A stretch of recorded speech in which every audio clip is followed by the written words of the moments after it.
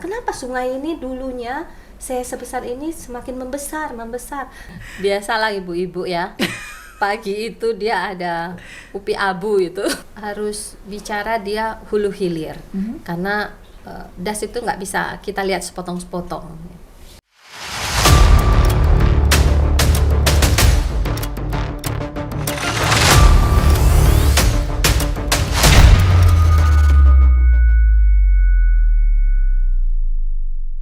Assalamualaikum warahmatullahi wabarakatuh. Selamat pagi, berjumpa kembali di Bacrit Bapeda Bercerita di studio lantai 3. Dan hari ini masih bersama saya Agustia. Hari ini juga saya sudah ditemani dengan narasumber yang luar biasa keren, cantik. Hari ini juga warna jilbabnya saya suka sekali. Kita sambut Profesor Dr. Insinyur Azmeri STMT selaku Guru Besar Jurusan Teknik Sipil USK. Assalamualaikum, selamat pagi. Pagi, Assalamualaikum Tia. Waalaikumsalam. Ibu, saya mohon maaf izin manggilnya Ibu Mary saja. Boleh, biar lebih lengkap. Santai. Iya benar. Sebelum ke studio, Ibu dari mana kegiatannya?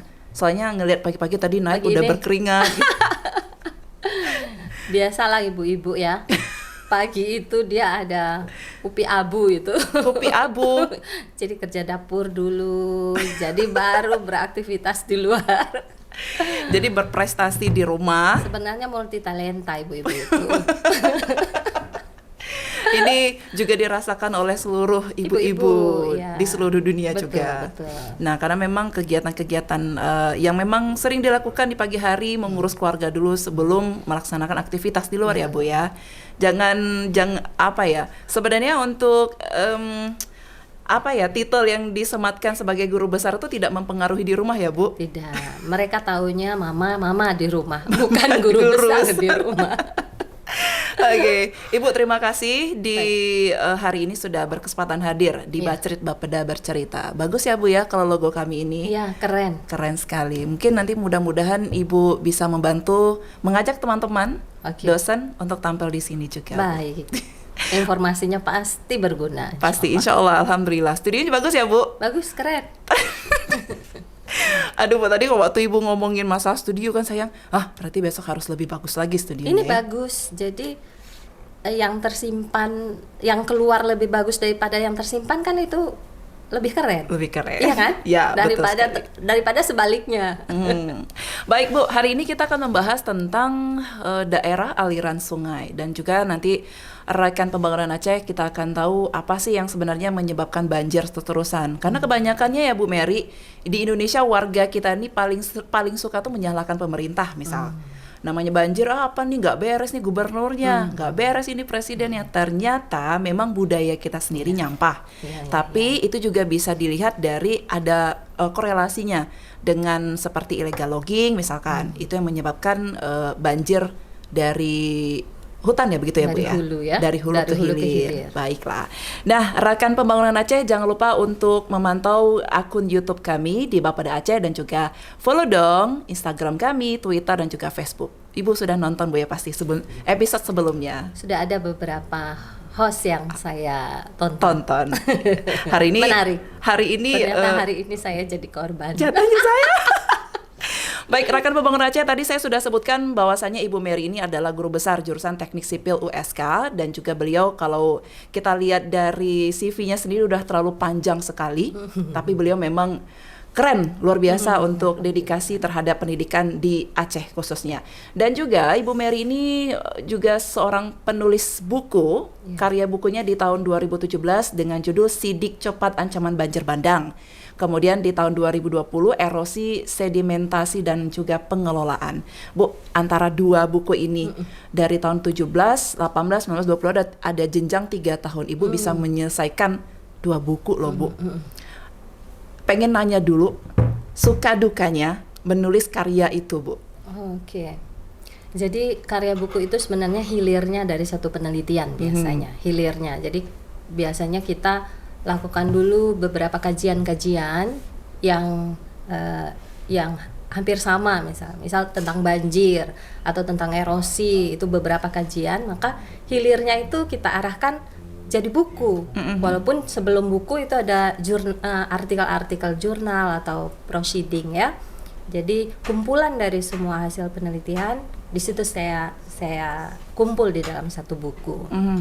Makanya buat saya ini, mungkin buat yang lain yang lebih kreatif, 1 tahun bisa 1 buku, tapi saya biasanya ngumpulkan beberapa hasil penelitian, nanti jadi di collect untuk jadi 1 buku.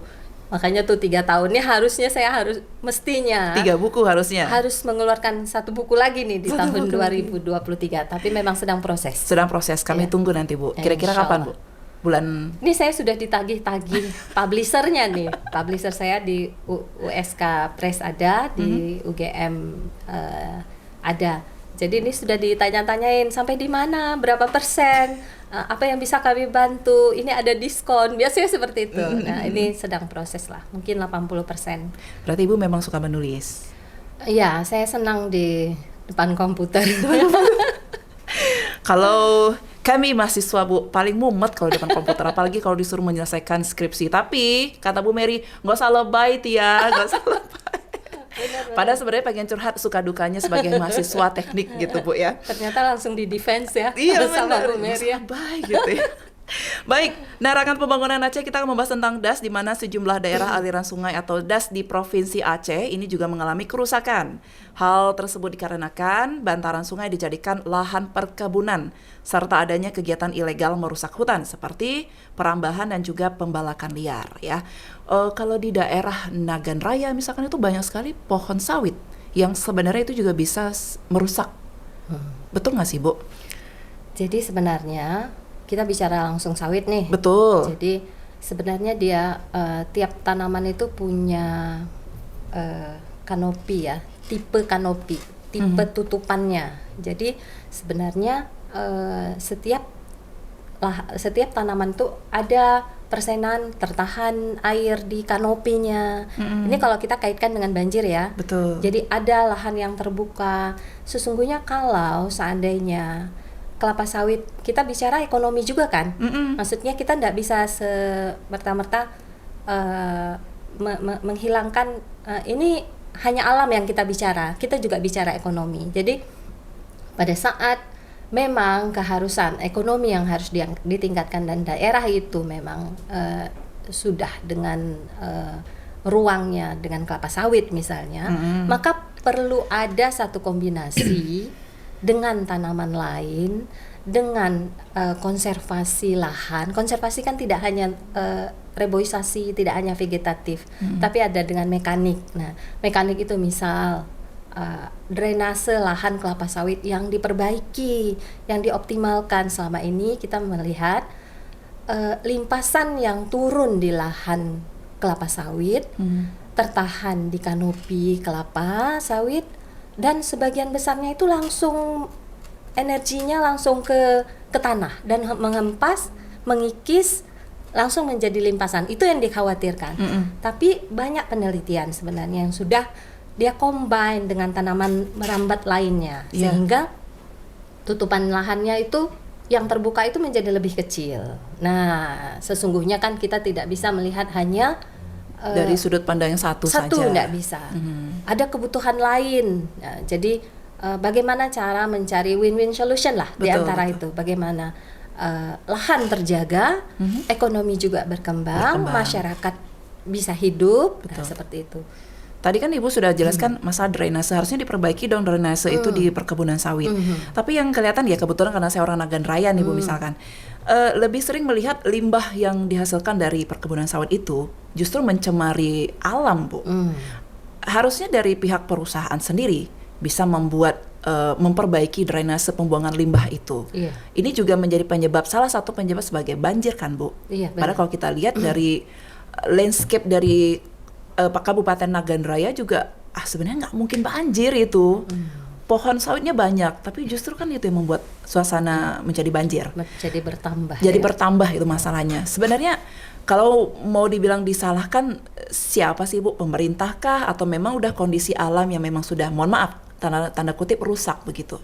Jadi kalau kita bicara tentang banjir, kita nggak bisa poin ini Nagan Raya karena banjir di sana, maka kita harus lihat dia dalam satu hamparan daerah aliran sungai. Itu dia tadi ya, satu hamparan. Tidak ada yang namanya kalau banjir luapan sungai, tipe-tipe banjir lah ya, tidak ada banjir luapan sungai yang hujan di situ jadi banjir di situ. Pasti karena ada bawaan dari hulunya ya kan, dari hulunya. Sehingga kelapa sawit yang tadi, yang biasanya kan berada di hulu dan tengah kan ya, Betul. sebagian ada di hilir-hilir daerah aliran sungai. Nah, tadi menyebutkan drainase. Ya, drainase di sini yang saya arahkan adalah yang mengalirkan limpasan air di lahan kelapa sawit. Selama ini hamparan itu terhempas airnya, jadi run off semuanya. Karena apa? Karena tanpa ada penghantarnya. Kalau ada drainase berarti ada penghantarnya. Air itu jadi bertujuan dia, bertujuan dia, tidak menggenang, tidak menjadi kecepatannya tinggi di lahan kelapa sawit, karena beberapa lahan kelapa sawit ada di daerah dengan keterjalan yang besar. Nah, itu yang kita khawatirkan. Baik. Jadi memang kita tidak bisa melihat dari satu sisi saja siapa yang salah gitu. Baik, nah juga rekan pembangunan di Walhi Aceh juga mengatakan provinsi ini memiliki 954 daerah aliran sungai ataupun DAS. Dari jumlah itu, sekitar 60% berada di kawasan hutan. Sisanya di area penggunaan lain. Maksudnya bagaimana, Bu? Iya, dalam aturan penggunaan lahan, land cover land use, itu ada beberapa penggunaan. Ada yang hutan itu juga terbagi-bagi hutan primer, kering, sekunder, itu ada. Nah, pembagian itu berarti yang kawasan hutannya itu 60%. Sebenarnya kalau kita bilang tutupan lahan hijau sudah lebih besar daripada 30%, itu sudah oke sebenarnya. Sudah baik untuk recharge air tanah.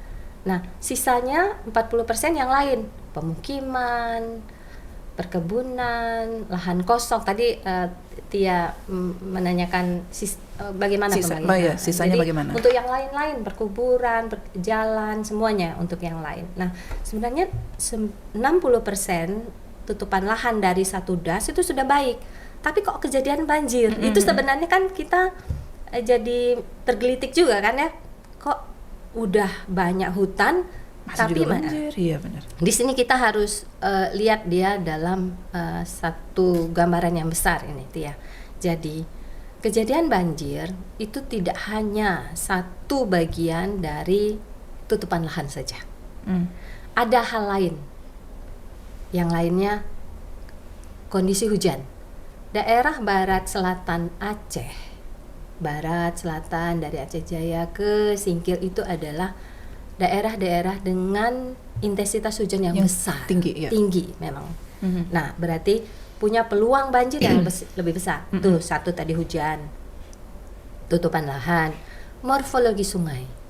Jadi sungainya, jadi orang menyebut hutannya sudah 60% nyimpan airnya banyak, tapi mengapa banjir? Itu kan jadi orang bertanya. Kecuali hutannya memang sedikit, ya berarti semuanya jadi terlimpas, ya, atau wajar. 80% terlimpas.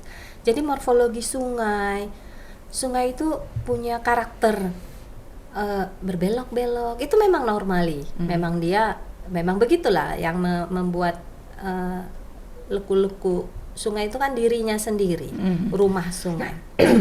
Jadi ada faktor tanah di dalamnya, ada faktor masyarakat di dalamnya, ada faktor penggunaan bantaran-bantaran yang bukan di hutan. Jadi kalau bicara tentang banjir, kita tidak bisa hanya melihat satu sisi saja. Tadi tidak hanya bisa melihat pemerintah saja, ada yang lain-lain di dalamnya.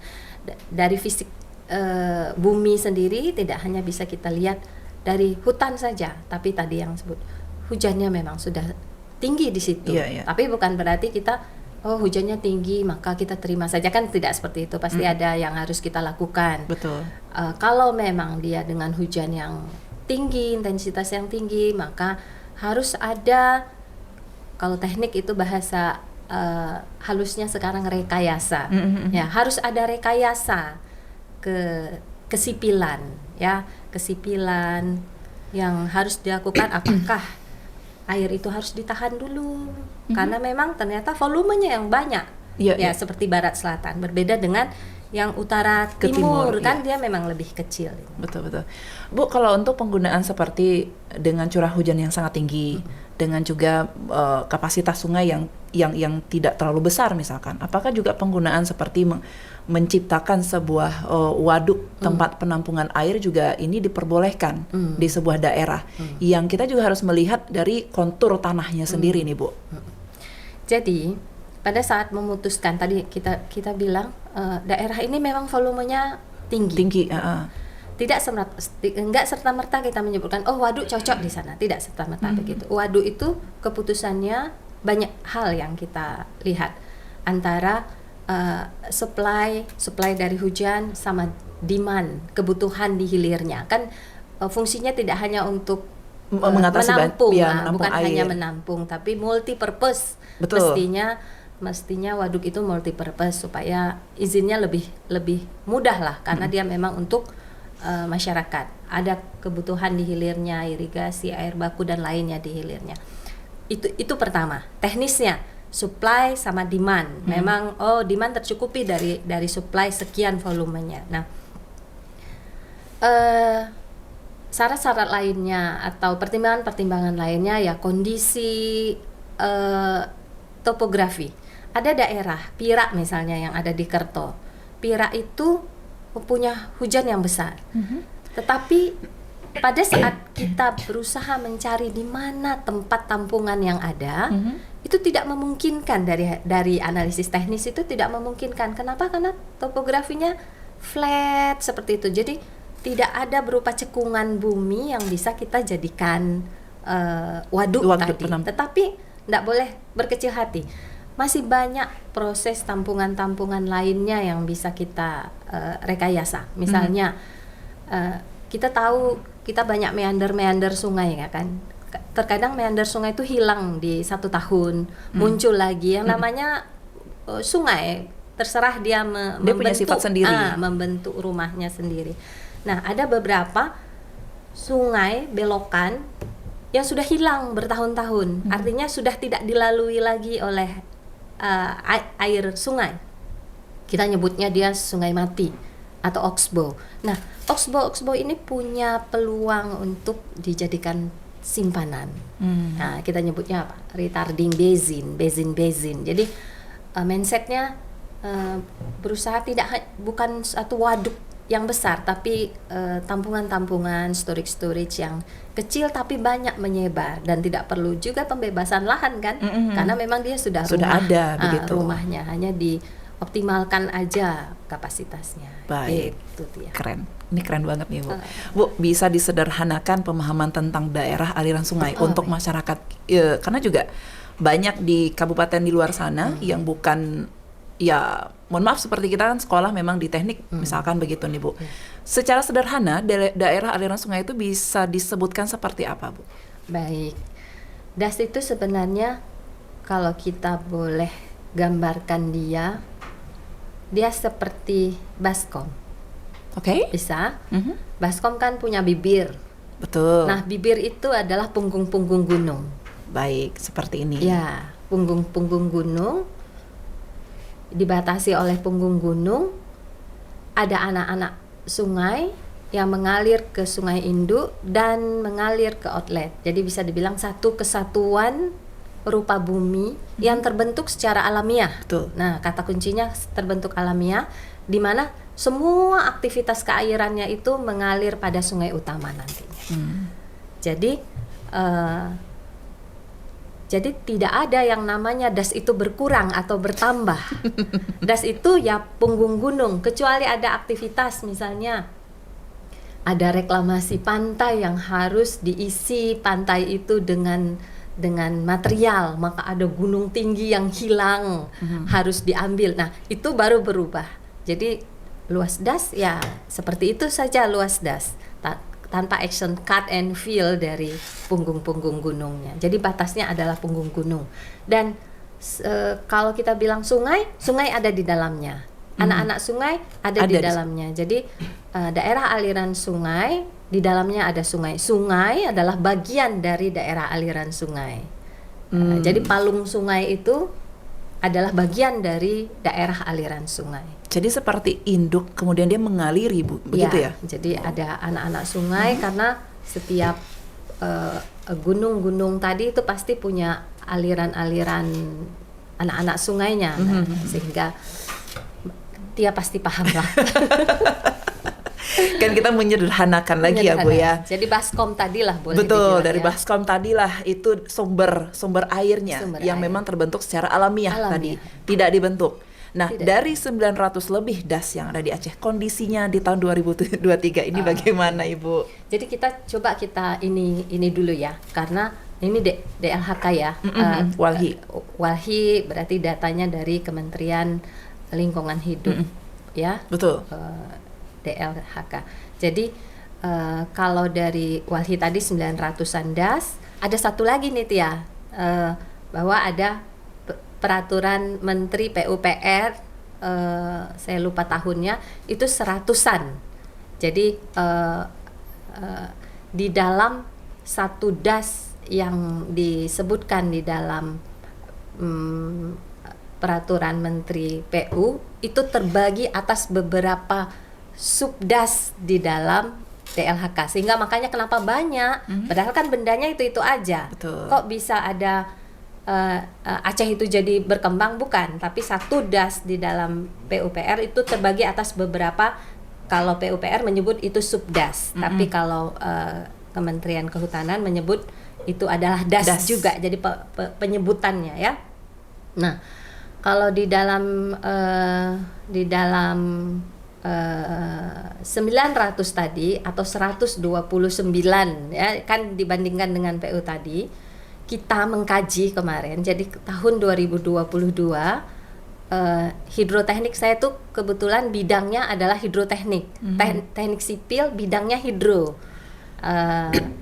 Mendapatkan kepercayaan dari Dinas Pengairan untuk menyelesaikan master plan pengendalian banjir Aceh. Jadi saya menyebutkan 120-an tadi yang kita kaji, ada 40 das. Jadi 40 das yang prioritas untuk diselesaikan kejadian banjirnya itu 40. Nah, 40 itu mungkin kalau mau disamakan sekian ratus das, itu berarti kalau dari DLHK itu 40 yang diselesaikan jadi prioritas, dan itu dalam kondisi banjir dengan tipe yang berbeda-beda. Karena banjir sendiri kan punya berbeda-beda. Iya. Jadi kalau dokter ngeluarin obat, pasti dia tegakkan diagnosis dulu kan, betul, ya. Betul. Jadi pasti dokter nanyanya gitu kan, jam tidur malamnya gimana, kan gitu. Nah, kita juga gitu. Ini banjirnya banjir apa? Bagaimana geografinya, bagaimana topografinya, baru bisa kita selesaikan. Baru si dokter ngasih obat, baru engineer ngasih obatnya nih untuk penanganannya begitu. Jadi dikaji dulu dianya banjir apa. Tidak mungkin bisa satu das yang rusak tadi misal. Kalau DLHK bukan rusak ya, namanya sekarang dipertahankan dan saya lupa satu lagi namanya. Dia ada 2 kriteria, yang kalau dulu kan das rusak dan tidak rusak. Jadi sekarang ada das yang dipertahankan dan das dipertahankan tuh das sehat itu. Dan saya lupa namanya, ada das yang sakit tadi itu yang harus seperti mati suri begitu, Bu. Memang harus diselesaikan, dan diselesaikan itu salah satu dampak dari yang tidak sehat tadi itu adalah banjir dan yang lainnya, erosi, semua daya rusak air itu ada di sana. Daya rusak air itu ada longsor, erosi, sedimentasi, banjir ada di sana, dan itu harus diselesaikan. Dari yang tadi ratusan tadi itu kalau kita samakan dengan yang 120 itu 40 itu harus diselesaikan. Baik. Ada target khusus kapan harus diselesaikan begitu? Jadi ini dari hasil kajian master plan tadi, namanya master plan. Maka jangkanya kan panjang tuh. Dia mirip dengan RT RW 20 tahun yang terbagi menjadi jangka pendek, menengah dan panjang. Baik. Nah, Ibu, ini kan di Aceh sendiri sering sekali terjadinya banjir. Berarti kalau Bu Mary ngelihat sebuah daerah banjir nih, gue udah tahu nih banjir apa. Gitu. Sebenarnya ada berapa jenis banjir? Tadi juga Ibu Mary sempat sebutkan. Dan yang paling sering terjadi banjir di Aceh itu yang mana? Yang mana? Iya, banjir itu ada 4 kita sebut. Banjir bandang yang buku saya tadi. Udah sering ya kita dengar juga. Flash flood, banjir sungai atau luapan, meluap dari sungai, overtopping, river flood. Banjir di Banda Aceh ini, genangan, hujan setempat turunnya di situ. Biasanya drainasenya tidak baik, land covernya tidak baik. Inundation flood, banjir genangan. Dan terakhir ada banjir pantai, air laut, rob. Iya. Nah, jadi 4 itu. Nah, pertanyaan selanjutnya, di Aceh yang mana? Iya. Nah, jadi dari hasil kajian kita kemarin itu, banjir yang paling sering, kalau kita bilang paling sering, paling banyak memakan korban. Korban ini boleh harta, boleh jiwa, itu adalah banjir sungai. Karena apa? Dengan liku-liku sungai yang panjang, dengan kondisi sedimentasi yang berat, maka banjir sungai itu overtoppingnya lebih panjang karena kecepatannya juga lebih besar, dan dia juga volumenya lebih besar. Kalau tiba-tiba itu flash flood, banjir bandang. Banjir bandang itu tiba-tiba, jadi naiknya cepat, turunnya juga cepat. Jadi dalam hitungan paling lama 6 jam dia sudah meluap lagi. gitu. Turun. Kalau banjir bandang ini dia tidak ditandai hanya dengan meluap. Banjir sungai ditandai dengan meluap. Overtopping. Betul. Tapi kalau banjir bandang, gitu. dia flash. Dan paling habis. sering yang dimuntahkan adalah material kayu. Nah, ciri-ciri banjir bandang, dia memang diikutkan dengan debris. Jadi ada kayu, batu, ya spring bed, nah semua yang ada tertahan di sana. Kan sering juga orang membuang-buang ini yang kalau kita lihat ya. Benar-benar. Bu, banjir bandang tuh hanya terjadi di daerah aliran sungai saja atau dia bisa masuk ke perkampungan? Masuk ke perkampungan. Termasuk. Jadi dia itu kalau banjir sungai dia overtopping. Iya. Overtopping dan bisa diprediksi dari naiknya muka air. Betul. Ya kan? Early warning system, naik muka air dan tidak suddenly. Ya. Tetapi kalau banjir bandang, tiba-tiba orang berpikir kok bisa air sebanyak ini? Ternyata kemungkinan ada penumpukan material di hulunya. Penumpukan material di hulu menutup alur sungai. Terjadi kelemahan di tutupan tadi. Akhirnya break dia hancur begitu saja. Jadi air yang udah terkumpul banyak langsung begitu. Nah, satu lagi nih Bu Mary, banjir rob.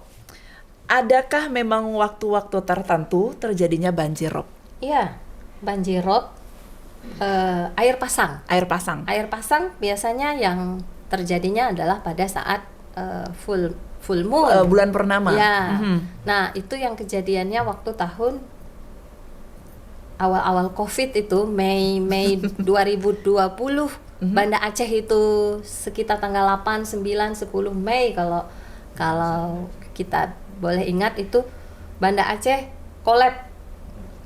Aceh besar kolab. Kenapa? Karena pada saat itu 3 banjir terjadi sekaligus. Bu, tahun berapa itu, Bu? 2020. 8 Mei, 9 Mei, 10 Mei sudah mulai surut. Tahun 2020 awal-awal kita COVID. Jadi kita masih di rumah. Iya, nggak tahu. Mungkin karena kita masih di rumah, maka informasinya terlewatkan. Aktivitas yang berkurang itu tidak begitu terasa mungkin. Nah, banjir apa yang terjadi 3 itu? Banjir sungai datang dari Aceh besar. Ya. Nah, ini juga harus mindsetnya daerah aliran sungai harus dibenarkan juga. Banjir sungai datang, kita kan hulunya Kurung Aceh itu di Janto sana. Banjir rob datang karena 8 Mei, 9 Mei itu adalah full moon itu, purnama. Teringat kita dekat-dekat sama malam turunnya Al-Quran, Nuzulul Quran, Nuzul Quran. 17 Ramadan, jadi 15, 14, 15. Terus itu rob kan, dan hujan juga di kota Banda Aceh, inundation Berbarengan. flood, berbarengan sehingga bingung Oke. pada saat itu. Bu, secara saya orang awam, oke. Kita sudah tahu saat full moon itu banjir rob. Kenapa kita tidak ada semacam penahanan banjir agar tidak terjadinya banjir? Padahal kita udah tahu nih ini bakal banjir nih. Kenapa, Bu? Banda Aceh ya, Iya. kalau kita coba cerita Banda Aceh ya. Banda Aceh itu punya kolam-kolam retensi, beberapa kolam-kolam retensi di sekitar pantai-pantai itu punya kolam. Itu salah satu tindakan rekayasa yang sudah baik untuk menahan airnya yang datang dari hulu tertahan dulu. Karena apa?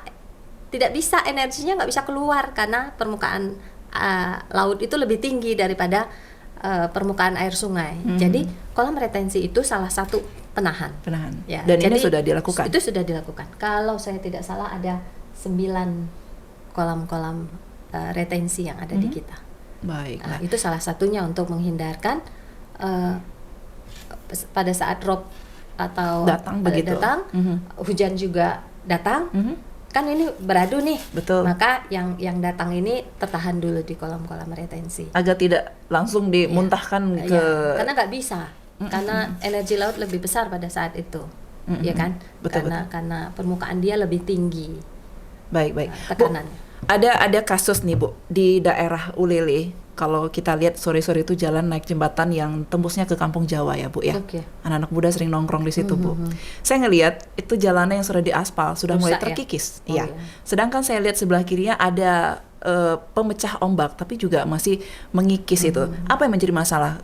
Dan mengapa jalan itu diperuntukkan untuk masyarakat secara umum, padahal kalau kita bisa melihat ini rusak parah, nggak bisa dilalui, Bu. Iya. Kenapa tidak? Apakah ada masalah tertentu yang memang harus diperhatikan dalam membangun sebuah akses itu, Bu? Iya, banyak pertimbangan yang harus diperhatikan dalam satu keputusan untuk membangun satu infrastruktur. Pasti pertamanya visibility study dulu, mungkin tidak layak, tidak, baru masuk dalam desainnya, detail engineering design. Nah, di situ kalau saya lihat run up-nya gelombang itu ternyata lebih tinggi daripada Daratan. Jalan ya. Iya. Sehingga air asin yang sifatnya korosif itu masuk ke dalam bukan breakwater ya, dinding penahannya ya, dinding penahan ombaknya, maka terkikislah jadinya. Nah, saya tidak tahu pasti pada saat penentuan lokasi, itu kan penentuan lokasi ya, karena saya tidak ikut di dalamnya, tidak tahu secara pasti posisi apa yang membuat pertimbangan di situ atau setinggi itu tepatnya dibuat, yang mestinya disandingkan sama seberapa tinggi run up gelombang. Karena angin di Aceh ini kan ada angin timur, ada angin barat. Nah, pada saat angin mana yang paling ekstrim dalam satu rekayasa kesipilan, dia pasti ambil yang paling ekstrim, apapun itu. Kayak tanggul ya, kayak tanggul. Padahal tidak setiap saat itu tanggul terisi air, tapi kenapa tanggul itu setinggi itu? Nah, sama analog lah kalau kita cerita, kenapa harusnya jalan itu setinggi ini? Padahal kan tidak selalu run up gelombangnya itu sampai ke situ, tapi selalu kita harus lihat yang paling ekstrim. Ekstrimnya dulu. Jangan sampai terjadi yang paling ekstrim. Itu saya rasa, atau mungkin ada perubahan arah gelombang, saya tidak tahu pasti untuk kasus jalan yang satu itu. ini. Baiklah. Nah, baik, kita kembali lagi, Bu, untuk ngobrolin tentang bagaimana pemahaman makna perubahan land cover dan juga land use das ataupun daerah tangkapan air, Bu. Baik, tadi kan kita sudah bicara tentang daerah aliran sungai ya. Jadi di dalam daerah aliran sungai salah satu faktornya ada tutupan lahan, land cover. Land cover. Ada penggunaan lahan, ada land use di situ. Nah, di setiap daerah-daerah aliran sungai itu sudah hamparannya itu tercipta memang sedemikian. Awalnya tercipta memang sedemikian dengan hutan sekian sekian sekian, tapi ada kegiatan manusia yang dinamis di dalamnya, ya kan. Manusia, kalau dia tanpa ada kegiatan manusia, artinya sedemikian sudah dihamparkan Allah, berarti sebegitu sungai dia memang seperti itu, sedemikian hutan yang sudah diciptakan Allah. Ini MC0 kalau di kondisi awal inisial. Kondisi seperti ini, sungainya lebarnya sekian, manusia beraktivitas, tutupan lahan berkurang, sungainya membesar, beraktivitas lagi. Beraktivitas artinya mengambil hasil hutan misalnya, ya, tidak memperbaharuinya, semakin membesar. Kenapa sungai ini dulunya saya sebesar ini semakin membesar atau semakin mendangkal? Karena land cover itu ada kaitannya, land cover dan land use itu ada kaitannya dengan debit air yang akan dialirkan, karena ada di dalam itu coefficient runoff yang terkait sama land use dan land cover. Semakin baik land use dan land cover, maka coefficient itu mengecil coefficient itu, volume air, debit air semakin mengecil. Jadi arahnya ke sana. Kenapa arahnya kita harus memperbesar tutupan-tutupan lahan? Dengan cara apa saja? Kita masyarakat tidak bisa hanya melihat harusnya tuh dihijaukan oleh pemerintah. Enggak begitu. Tidak begitu, karena tadi satu das itu termasuk juga rumah kita di dalamnya. Maka aktivitas kita untuk memperbesar land cover itu sumbangan untuk persenan land cover yang baik di dalam satu das. Jadi tidak hanya di hulu, di bantaran sungai juga harus land covernya bagus. Di perumahan juga, karena ada banjir genangan di situ tadi, karena ada masyarakat. Lalu selain land cover dan juga land use, karakteristik dari das sendiri yang mempengaruhi banjir seperti apa, Bu? Jadi gini, das itu termasuk lahannya, termasuk sungainya, ya kan? Yang Baskom tadi loh. Iya. Lahannya, ada lahan, ada alur sungainya. Nah, lahan itu sendiri punya karakter. Di antaranya misalnya slope-nya curam. Jadi slope-nya curam, gunungnya terjal, maka dia punya karakter ini pasti kecepatan airnya tinggi nih. Nah, karena dilihat dari karakteristik itu salah satunya. Kondisi topografinya, soil type atau jenis tanah di lahan, ya, itu juga mempengaruhi. Ada jenis tanah yang memang bisa menyimpan air. Jadi ada tanah-tanah seperti di Banda Aceh juga. Kalau ingin dibuat biopori, ada titik-titik yang tidak bisa lagi untuk menangkap air karena sudah jenuh. Jadi ada jenis tanah yang seperti clay, tanah liat itu dia punya titik jenuh untuk menangkap air atau menyimpan. Jadi banyak juga dia, tapi dia sudah tidak mampu karena sudah saturated, ya. Betul. sudah Over. jenuh, udah over, pasti keluar dianya. Jadi jenis tanah. Nah, itu lahan. Kita cerita sungainya sendiri punya karakter juga dia.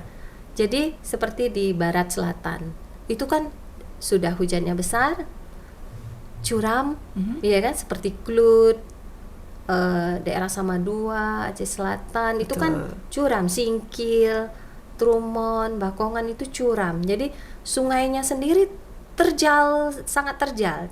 Tadi lahan yang terjal, sekarang sungainya yang terjal, sehingga kemungkinan untuk terjadi banjir lebih besar. Bandang itu lebih besar dibandingkan dengan luapan untuk daerah-daerah hulunya.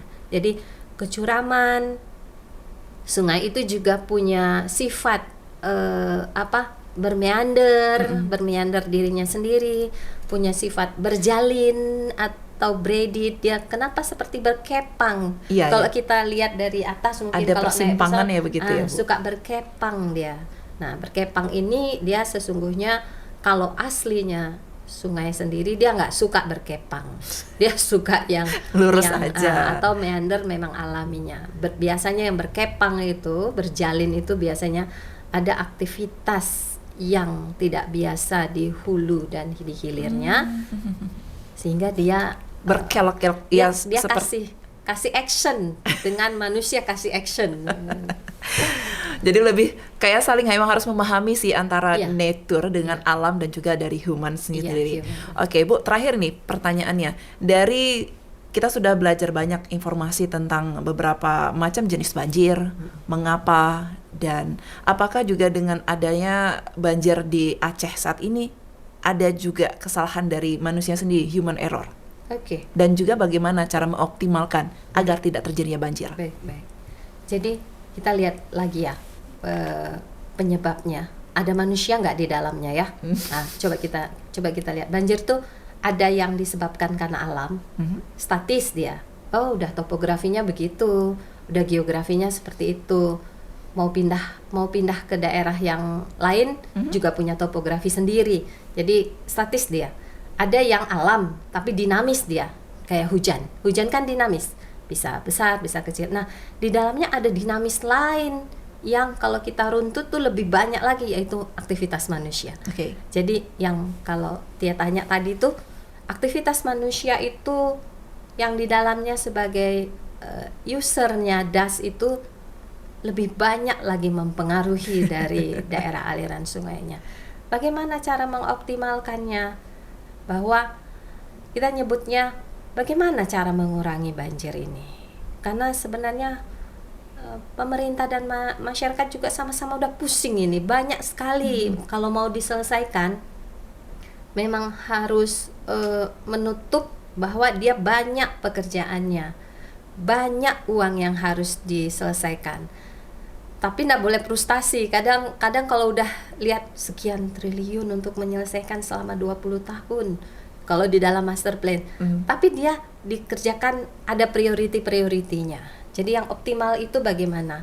Jadi setiap daerah aliran sungai nggak bisa template sama diselesaikan, tidak bisa.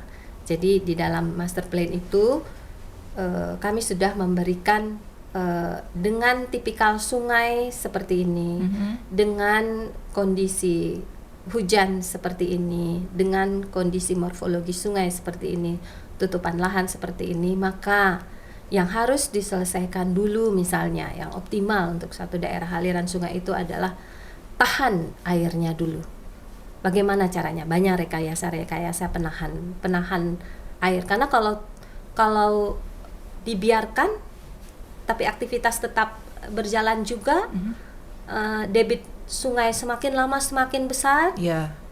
Banjir yang biasanya setahun 2 kali, ini setahun 14 kali kata masyarakat, bukan sebulan sekali lagi itu kan.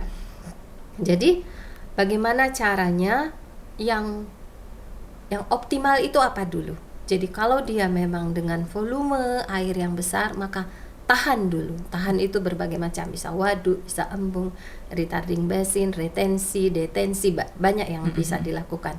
Sehingga diputuskan yang mana, yang namanya prinsip ekonomi kan harus juga bergerak di situ. Betul. Bagaimana caranya yang dana tidak besar tapi manfaatnya yang besar dulu. Karena kalau kita cerita tanggul itu adalah parsial, hanya di titik itu diselesaikan. Besok tanggul itu bisa lebih ditinggikan lagi, karena apa? Debit air makin tinggi. Itu kan bukan solusi yang jangka panjang berarti. Tetapi selama ini karena mungkin sifatnya darurat, masyarakat sudah terkena, maka kita tidak bilang tanggul itu haram, bukan. Tanggul itu baik untuk kondisi memang dia diperlukan dari sisi kita belum menahan air ini. Nah, tetapi tidak mungkin ada giant levee, tidak mungkin ada tanggul raksasa itu terus dinaik-naikkan, tidak mungkin. Kalau debitnya semakin hari semakin besar. Jadi kita juga harus tahu melihat bagaimana penggunaan dari penahanan air itu sendiri. Kapan harus memang bisa dibuka, kapan memang harus ditahan dulu deh, begitu ya, Bu ya. Jadi harus kalau permasalahannya memang volume air yang besar, maka penahanan air itu sangat penting. Sangat berguna. Dan kita juga harus bicara dia hulu hilir, karena das itu nggak bisa kita lihat sepotong-sepotong, nggak bisa parsial. Ini selesaikan dulu yang hilirnya. Ya kalau hilirnya diselesaikan, hulunya dibiarkan, kan hilir juga akan merasakan karena airnya juga mengalir begitu saja. Baiklah, Ibu Azmeri, kita sudah di akhir. Baik. Ya. Salam saya untuk Faris. Oh ya, anak saya. Mahasiswa luar biasa ya, Bu. Umur 22 tahun tapi dia sudah menyelesaikan S1-nya. S1-nya di 22 waktu itu. Sekarang 23. 22 tahun saya masih naik sepeda itu. Naik sepeda balap ya. Masih yang ngasih sepedaan lah begitu ya, Bu ya. Tapi salam, terima kasih sekali lagi untuk Ibu Azmeri, informasi dan juga ini saya seperti kuliah lagi, Bu. Terima kasih. Cuman yang belum ya? Iya benar. Walaupun banyak yang tiba-tiba ya kayak short memory ya, Bu. Insya Allah saya akan menyusul Ibu menjadi profesor. Amin. Amin. Masih panjang ini waktunya, masih bisa mengambil SS sekian. SS sekian ya, insya Allah, Bu.